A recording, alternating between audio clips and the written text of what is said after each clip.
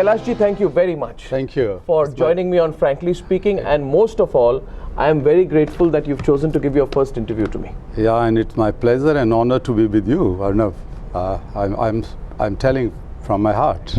Kailash ji, I am truly honored, and I want this occasion, this interview, to be an opportunity for people across India, and this interview is going to broadcast in 46 countries where people will watch you. I want them to get to know you. So I want you to open up. Right. Politicians don't open up on my show, Kailash ji. But I'm not politician, luckily.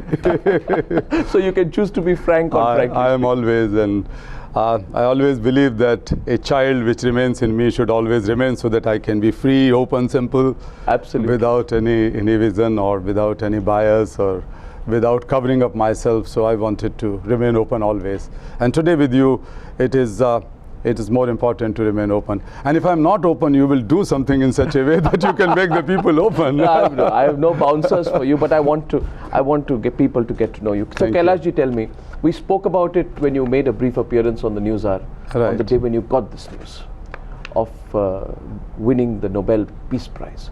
Singularly, there can't be a greater honor for any individual. People crave for this. People don't even dream about it. When you got to hear about this, what was your first reaction and what came to your mind? Well, it came as a surprise for me that day. I was doing my routine work and preparing for a trip to Germany, which was pre-planned for quite some time. And I was Googling the cheap ticket, something like yatra.com and make my trip, things like that. Because I wanted to double check whether the quotations came from my travel agents are correct or not. And then suddenly somebody called up and said, Kailash ji, Nobel Prize. And I thought that he wanted to take some reaction from me. Somebody has got the Nobel Peace Prize. You didn't know that your name was on the short list? Not really. It was about 6-7 years ago when it appeared in the media that my name was there. And then the story was gone. And suddenly this time also, I had no idea that Nobel Peace Prize is being declared today or who will get it. So it was a big surprise, I tell you. But within no time, all my people, my friends, colleagues from the office came and they were crying and jumping, excited. And then I understood that, oh, it has happened to me. But thank God. How does it change life for you? I used to work since morning till late evening every day. But this time, the people whom I interacting with and the people who are meeting with me and my demands are changed. So a lot of media, international and national, a lot of big people are coming and meeting me in my office, which I could never imagine before. So interesting things are going on. But very ordinary people, a lot of children, their parents are also coming. They are so excited. I am so happy to find them with me. Does it upset you that, you know, as you have said, you're being recognized in your country at that level only after you've got international fame? Well, I always say that I work for invisibility, or the people, the children who remain invisible, though they create wealth for others at the cost of their childhood and health and education and freedom, but they remain invisible. They work hard, very hard. Yeah. So I work for them. So it was nothing new, but I had limited time, limited energy, limited resources. So one way was to use those resources in my own personality building or image building or socialization and things like that, so that people could come to know. But my time and energy and resource I used for the kids whom I work with. And they have tremendous love for me. I tell you that whenever I go to remotest areas of Assam and Jharkhand and Bihar and Uttar Pradesh, I cannot explain how much respect and love these people, the parents and the children, have for me. So that is my country. No, but what I meant was that, you know, as after this award, Kailash ji, politicians across the spectrum, you know, they rush to congratulate you. My question was on this level of adulation that you are now receiving, which is a product of your work. Did you have this level of adulation before you were internationally recognized at this level? Like, be frank with me. You know, were these the politicians who were standing with you? Were these the politicians, Kailashji, who were actively supporting you when you were fighting a fairly lonely battle for children, right, for many, many decades? Were they there with you? Unfortunately not.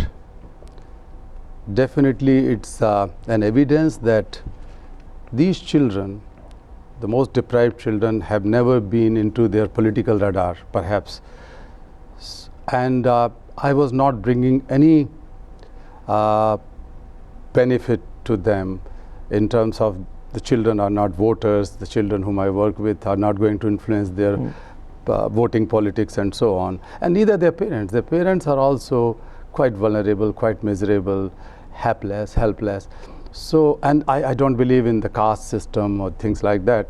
So in no way they saw any benefit in me. So perhaps they ignored. So this is something new actually. I did not imagine that at least in India I will see so much response and at least the expression of support from the politicians all across. Does it make you skeptical of them when they come to you now? I welcome them. At least they are awakening. Through me, they are talking about the children about whom they will never talk or never listen to. So it's something special for them, because everybody who comes and congratulates me, I say that this is not the Nobel Prize for me. It's a prize for every Indian.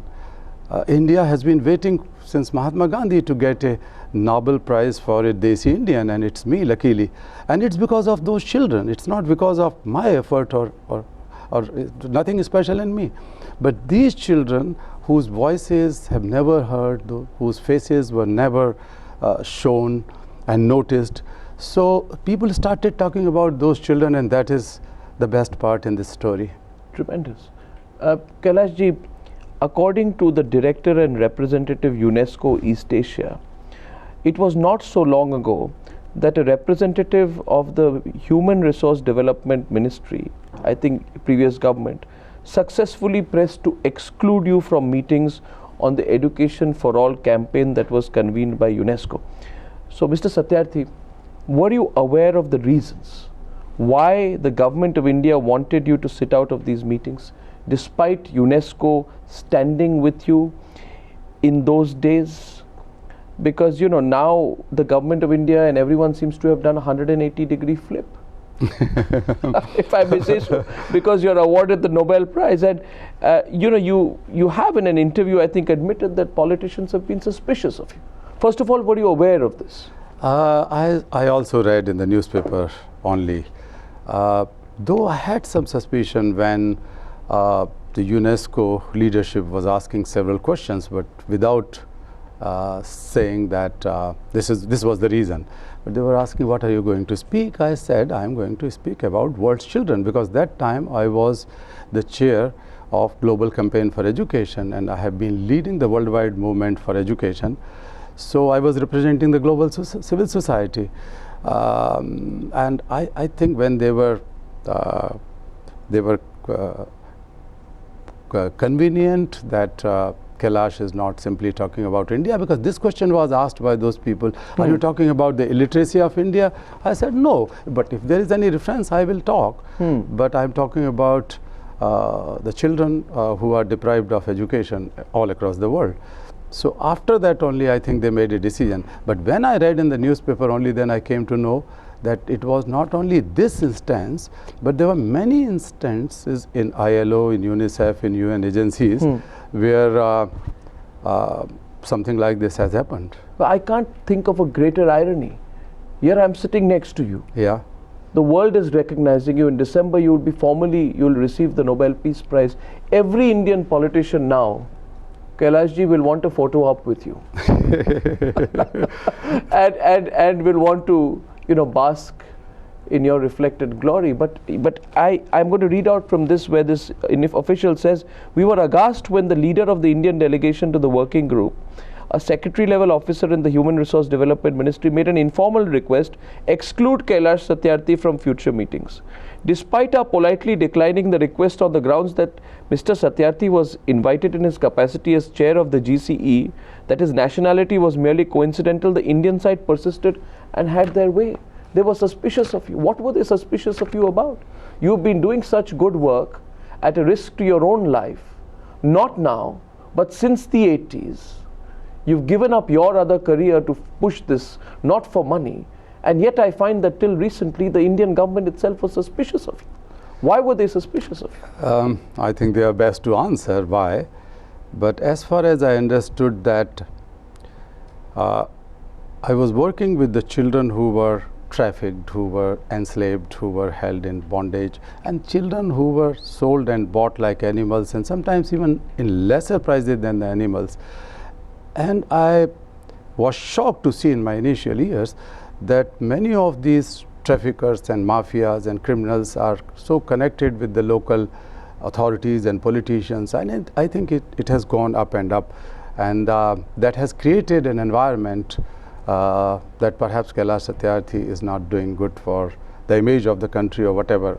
I think like that. I mean, were you actually threatening certain political groups, rather, certain interest groups more than? I never bothered for it, actually. I knew that sometimes some of those mafia people are well connected with the local or even higher politicians, but I have nothing to do with the political parties and politicians. I was fighting against a crime which is intolerable. I cannot accept this crime, whosoever does it. It could be a typical criminal, or it could be a political criminal, it could be a social or economic criminal. I was fighting against the evil, and I kept on fighting, and perhaps it might have annoyed certain sections of society. But on the other hand, there were some individual politicians, there were definitely some individual officers in the government and outside the government who were quite supportive of my work. Perhaps their voices were not so strong in comparison to those. But it's been a difficult ride for you. It was. You remember this picture, Kailash ji? You remember this picture of yours? I'll put it on the screen. Is that you? Yeah, it is me. Right? Yeah. When that picture didn't make it, and I'd describe it as I speak of it, that picture did not make it to many newspapers, and there were very few TV channels at that time. Can you tell me about that moment when you were assaulted and beaten? I see you bleeding in those pictures. Your kurta is, sort of splittered with your own blood. You remember that day? Yes. Tell me about it. And this is not just one incident, Arnavji. I have met with many similar incidents, but coincidentally the picture is there about this incident. But let me answer about it. We got some information from some Nepalese parents that their children have been trafficked to India, and these poor mothers had no hope. Somehow they came to know about me and my work, and they came all the way to India selling out their small goods and utensils and everything. And when I met those mothers, I thought that it could be my own mother, it could be my wife, it could be my own children who have been living in slavery-like conditions. So we have to work hard to find out where were these children. And finally we found that they were working in a circus which was running in Gonda. There's a place called Karnelganj in Gonda, Uttar Pradesh. So we decided to go for a rescue operation. We informed the local police, we informed the magistrate, and none of them, frankly speaking, was willing to help us. Rather, when my own son, who just passed out from Delhi University, the School of Law, and I requested him that since this is a complicated matter, not because it's very dangerous, but complicated because the girls belong to Nepal, and there could be some issues between India and Nepalese laws and so on. So he agreed to go along with some of his friends. So we went, and the magistrate and these people were so annoyed with him and others that this is all nonsense, the girls are happy, or there is no girl. But my people have seen that the girls were there. Somehow we decided to go, and police could not deny. Finally, when we went, we did not find any girl over there. They were already replaced from there or removed from there. But we were taken inside, and when the magistrate and the police was with me and my son and my activists and parents of these children entered, suddenly the owner of the circus started shouting on us, and he took out his gun and he put his gun on my neck. He was about to shoot. It's a matter of fraction of seconds. But luckily there was a TV channel camera which was running in the back of mine. So the police chief of that area, the SHO, he wasn't giving him some hints. Look at the camera. You are making an evidence. Ye dekho tum sabut ikhatte kar rahe ho. He was talking in Hindi. And then this man somehow calmed down and put back his gun. But he was so angry. It was recorded in camera also. He said, kill these people, kill these people. And they were prepared already. They started hitting us, and we came out somehow. Our drivers of the cars ran away out of threat and fear. So me and my colleagues and my son was lying on the street with blood like that. Yeah. And only the passers-by took us to hospital. And I was one of those luckiest person that my son and I, both of us were lying on beds in one emergency room. With both of us were like that, bleeding badly. And then we looked at each other and smiled. And we thank God that none of us was killed. He was alive and I was alive. So until and unless we are not killed, we started second day. And I went for hunger strike for 6 days, demanding that until and unless all these girls are restored back, I'm not going to eat anything. I sat in front of the Vidhan Sabha of Uttar Pradesh, no protection, dozens of cars without nameplates were just wandering around. My daughter, who was in Delhi, she just joined the university, and she was getting threat calls that she could be killed, or same fate would happen with her as happened with other girls. But when these girls were freed with the intervention of the judiciary, one of them has narrated that she was multiply raped and aborted, and all these things happened to her. And she was so shocked. She does not want to speak to any male person. She does not want to see any man. And when I met for the first time after 2-3 weeks, because I was also in hospital, and then again hunger strike and hospital and so on, and everybody said that she will not talk to you. But I could recall that day when I was sitting in my ashram, Mukti ashram, and the 15-year-old came to me from the back and touched my shoulder. I was talking to everyone that, look, these girls will go to school, can become teachers, doctors, etc.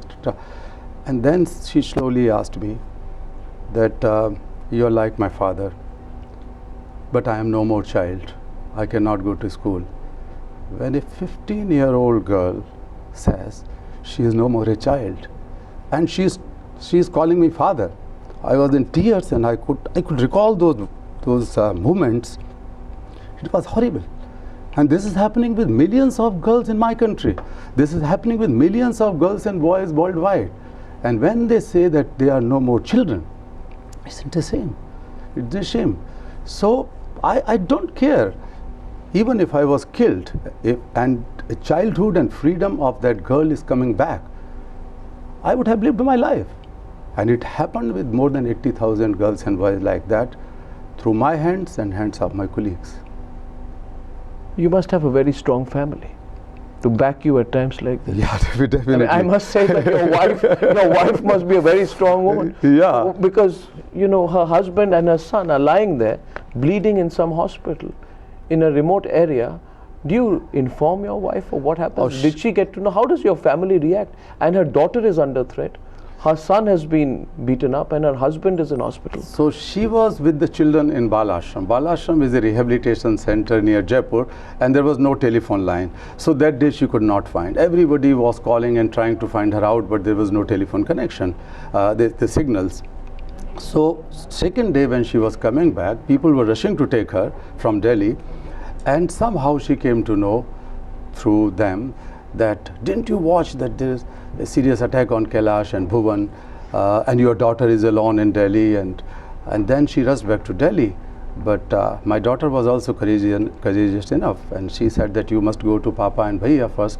So she rushed to Delhi and then to Lucknow, where we were in hospital. We were still lying in hospital. And then next day, since I sat on the hunger strike, unsan, so she sat with me, and my son was lying on bed, and it was a horrifying moment. But as a father, do you worry about your son also at that time? For a while, actually, when I got conscious and saw my son was alive, I was happy. But few seconds, I thought that I know that whenever my son was learning bicycle and he fallen from the bicycle, and one day I used to live in a slum in South Delhi, so we were living on the slum resettlement colony in Govindpuri. So somebody came that your son has met with an accident and he fallen on his small bicycle. I jumped from the balcony and I forgot that who am I, and I just tried to get him back, and he was having small injuries. I recall that day when my son was lying to save me, and somehow I was saved, but I had very severe injuries, and he had got his backbone fractured, his lumbar 2 and lumbar 3, which he still has pain in his backbone. But I think I'm proud of it, and my wife is also proud of it. What you have done with the Bachpan Bachao Andolan is tremendous, and it must have been a very lonely and difficult journey, because you've done it on your own. As we've just discussed, even the government wasn't supporting you. You have been seen with suspicion. Today, ironically, everybody wants to be with you. I'm sure you're speaking to me. I hope that it does not remain only a spontaneous excitement. It should continue, and I pray and hope, and I will work for that.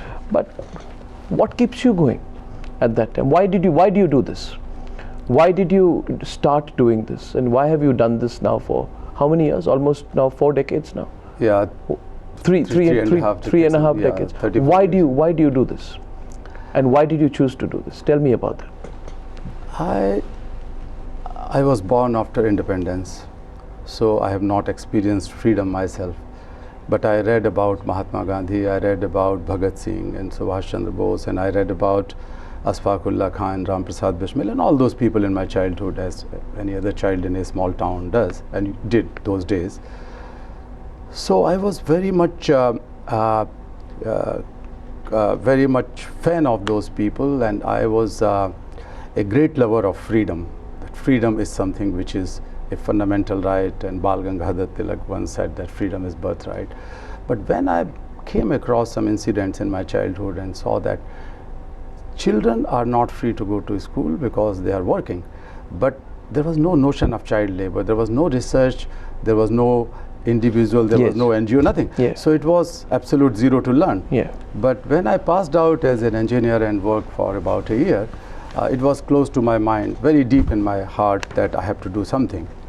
But there were several ways, as Gita says, that one was pursuit for knowledge. I could have acquired more and more knowledge, and then I could spread the knowledge about passion, about love, about freedom, liberty, etc., etc., truth, non-violence. So the knowledge was important.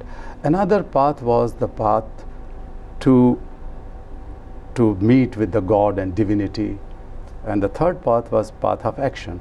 But path of action was definitely challenging and difficult, but once you take the first step, bold step, with determination, with conviction, with truthfulness, and start action, then action speaks millions times more than the words, as they say. And my action, of course, it took some time to be heard, but it suddenly becomes such a big thing. I could not imagine. It's overwhelming. Thousands of letters are coming from all across the world, from the activists, from the ordinary people, from apart from the politicians and UN agencies, leaders and so on, very ordinary activists are so overwhelmed. They feel that they have got the Nobel Prize, and I've been saying that this is not me. It appears to me that the recognition from your peers is more important for you than the recognition from politicians. From what you're saying, it appears to me that the recognition from activists, from people in the field, from grassroots workers, means more to you than celebrities or politicians. Yeah, absolutely. Lining up outside your door. Absolutely. So because they are the one who are the pioneers. They are the one who are the ambassadors, multipliers. They are the one who will put their minds and hearts and soul and time and energy, everything, to make this world child labor free.